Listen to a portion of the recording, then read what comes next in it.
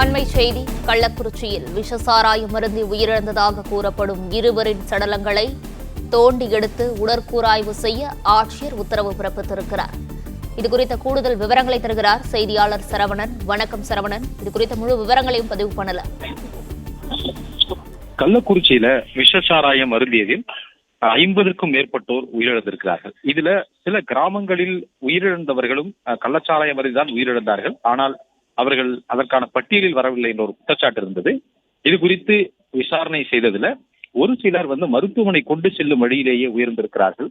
குறிப்பாக தனியார் மருத்துவமனைக்கு கொண்டு செல்லும் பொழுது உயிரிழந்திருக்கிறார்கள். அதற்கு பிறகு நேராக அவர்கள் வீட்டுக்கு கொண்டு வந்து இறுதி சடங்கை செய்து முடித்து விட்டார்கள்.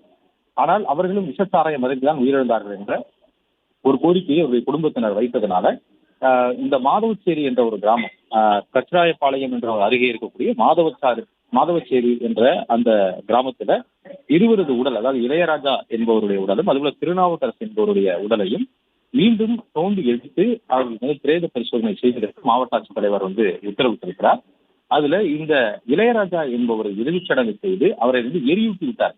எனவே அவரது எலும்புகளை எடுத்து அதன் மூலமாக அவற்றை விஸ்ரா தடைய கிடைத்து அடுத்து அதன் மூலமாக அவர் இந்த விஷச்சாராயத்தால் உயிரிழந்தாரா என்பதை கண்டறிய முடியும். அதற்கான அதுவும் அதற்கான புனக்குராய்வு செய்வதற்காக 2 சடலங்களையுமே எடுப்பதற்கு திட்டமிட்டிருப்பதாக தெரிவித்திருக்கிறார்கள்.